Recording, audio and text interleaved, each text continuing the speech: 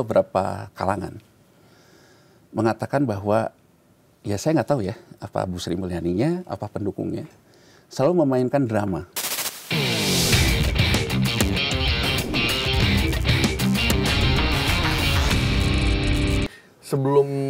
Sebelum dia diganti, Bu Sri Mulyani diganti sekarang kan sebelumnya udah pernah ada kan dia akan diganti, kemudian bursa sempat ambruk, kemudian Don Dasko, Pak Dasko datang ke ke Bursa Efek Indonesia untuk menenangkan situasi bahwa Bu Sri Mulyani nggak diganti segala macam, akhirnya normal lagi.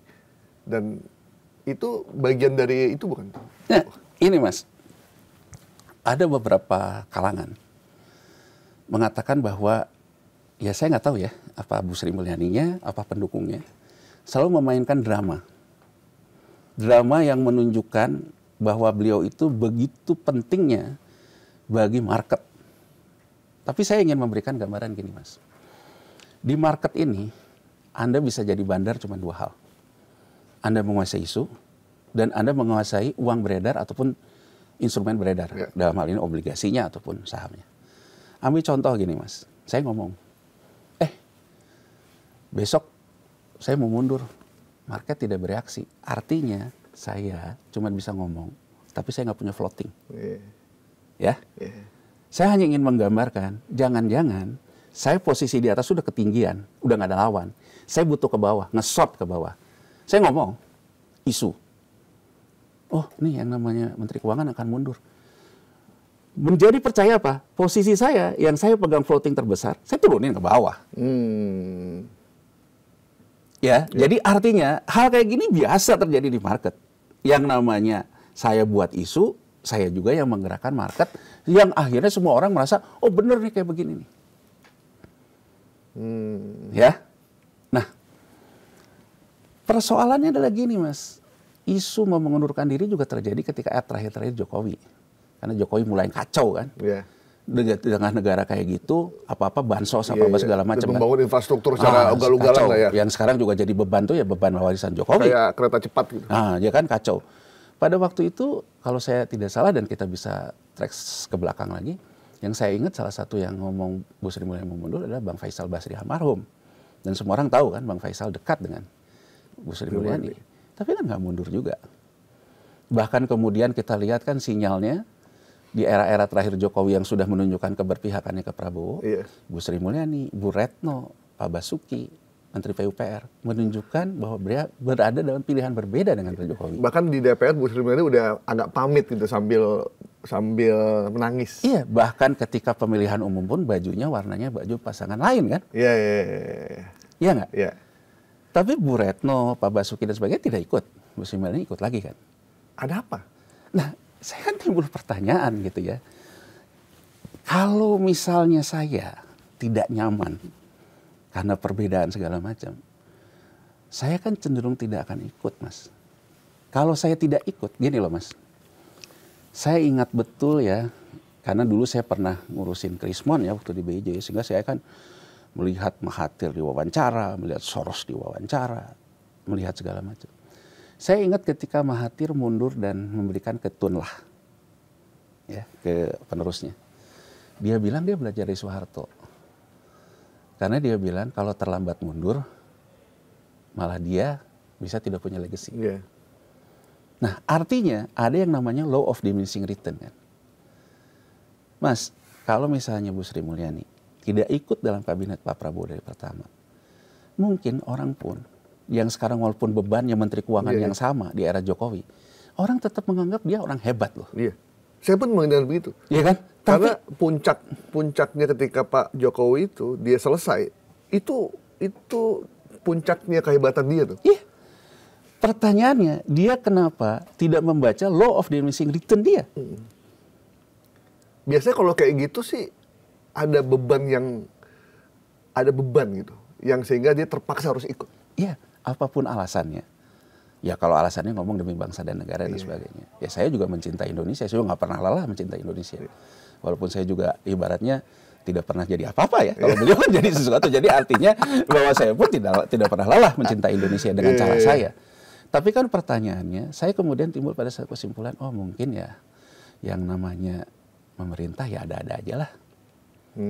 Gitu ya, ada-ada aja lah. Nah, saya melihat, nah dari kacamata saya seperti itu, Mas, saya melihat bagaimanakah hubungan antara Presiden Prabowo Subianto dengan Menteri Keuangan Sri Mulyani. Saya lihat tidak intens, Mas. Jadi berbeda betul misalnya dulu ya, Mas Galip ingat ya, kita sama-sama waktu di era SBY ya, kita waktu itu kan. Di mana-mana tuh biasanya Menkyu sama Presiden tuh dekat. Bahkan dulu kan kita ingat kan isunya sampai apa, untuk membahas RAPBN itu sampai makan bareng, ya kan, masakin sayur asem segala macam, itu kan, ingat kan, ya kan. Terus begitu juga dengan Presiden Jokowi ya, kita lihat betapa intensnya antara Pak Jokowi dan Bu Sri Mulyani. Waktu kita dengar bisa ketemu 3 jam dan sebagainya. Dan Bu Sri Mulyani kelihatan happy lah. Happy. Dan kemudian yang saya lihat tidak terjadi loh di era Presiden Prabowo.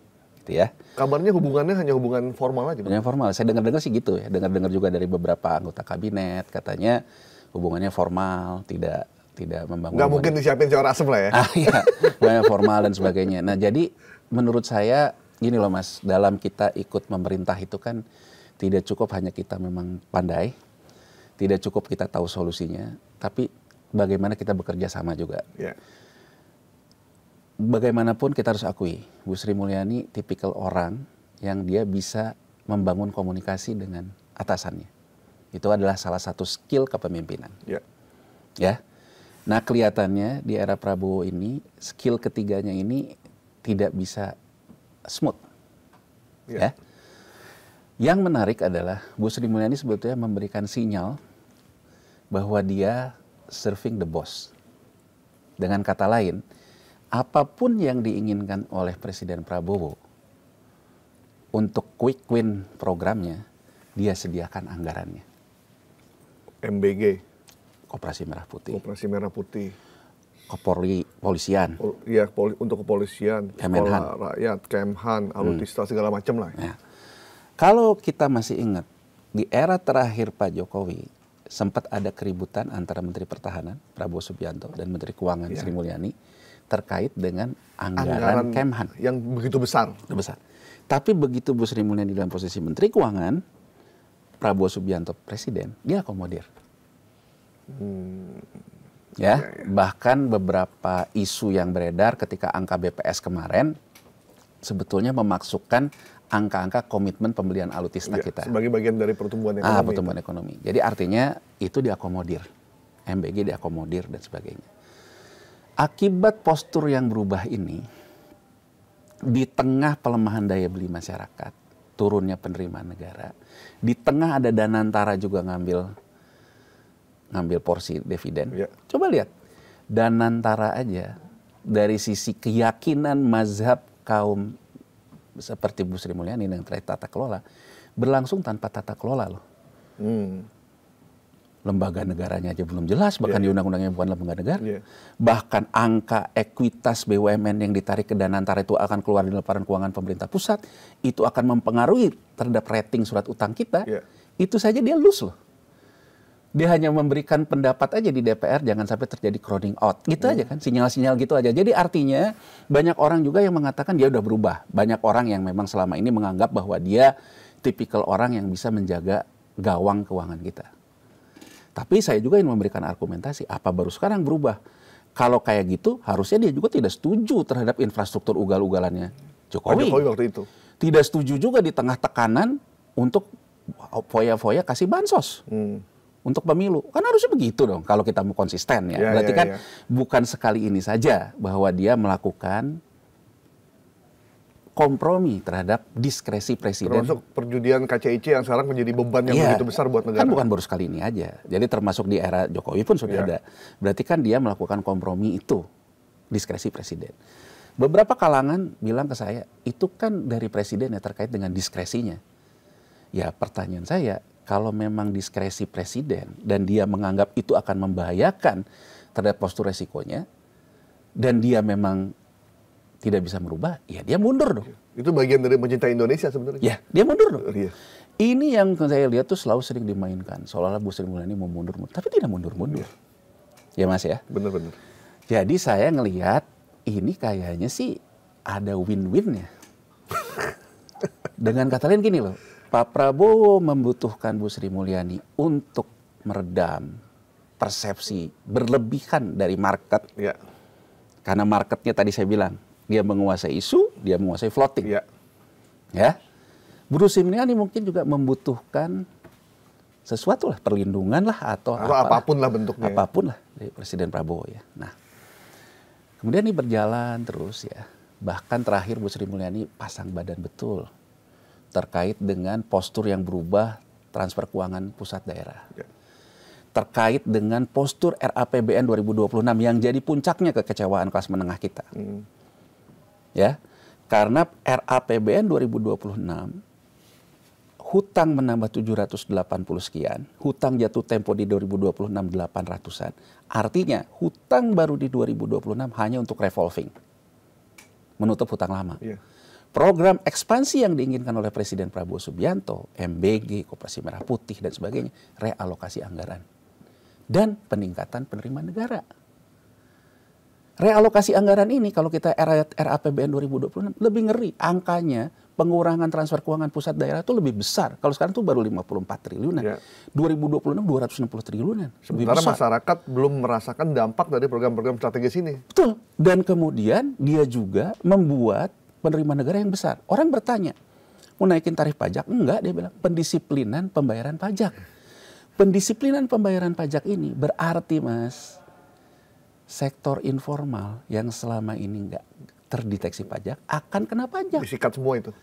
Ini yang menjadi kelas menengah kita. Apalagi ini. Yang Bu Sri Mulyani yang tadinya menjadi idol di kelas menengah mulai terdilusi. Ya kan? Ya. Nah saya sih analisa aja. Berarti kan benar law of diminishing return. Dia sendiri mencapai law of diminishing return-nya. Ya. Betul sih masih banyak fansnya. Tapi banyak juga yang mulai menurun. Ya. Fansnya kan di Kementerian Keuangan yang tukitnya naik 300%. Ya, jadi artinya dalam posisi kayak gini dan kemudian masyarakat ini juga dalam posisi kesusahan ya dengan segala macam itu, ya kan demo ada aktor intelektualnya, saya sangat percaya Mas. Namanya juga hidup Mas. Ya, tapi gini loh Mas, demo, Mas bayangin nggak Mas? Sekarang yang ngojol tuh tambah banyak. Jadi mohon maaf nih Pak Presiden. Pak Presiden selalu mengatakan ekonomi kita baik-baik saja. Penyerapan lapangan kerja masih bagus. Karena data BPS mengatakan sektor informal yang menyerap lapangan pekerja itu juga bekerja. Orang dipecat dari gudang garam, dipecat dari Sritex, kemudian jadi supir ojol, itu bekerja lagi. Kalau ngelihat datanya cuman kayak gitu, everything okay. Tapi yang ngojol itu cara cari duitnya bukan gajinya.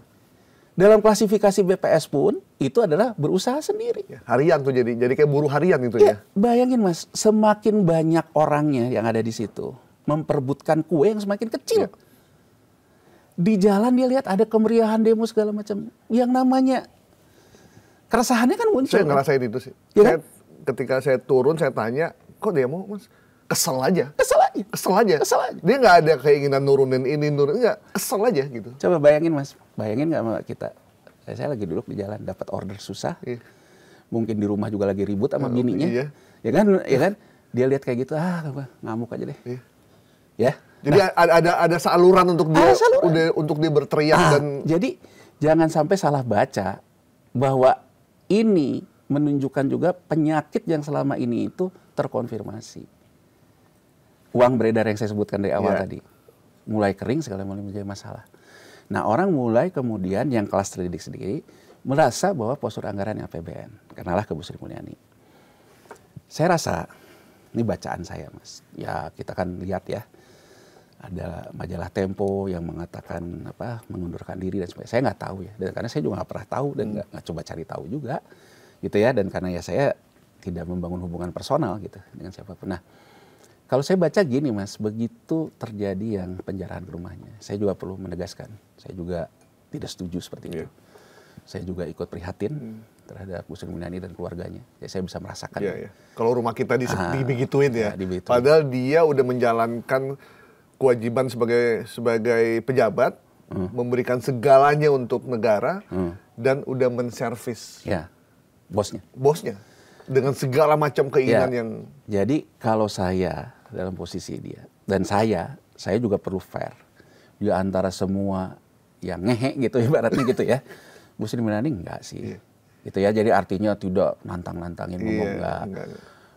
Flexing juga enggak. Dia ngomong hanya untuk kepentingan sebagai Menteri Keuangan ya. Jadi saya ingin proporsional juga. Jadi saya rasa dia dibegitukan itu juga nggak adil, ya. Karena pejabat kita yang lebih selebor juga lebih banyak gitu. Yang lebih ngaco juga banyak. Lebih ngaco, lebih flexing gitu, ngaco. Jadi menurut saya nggak masuk akal lah gitu.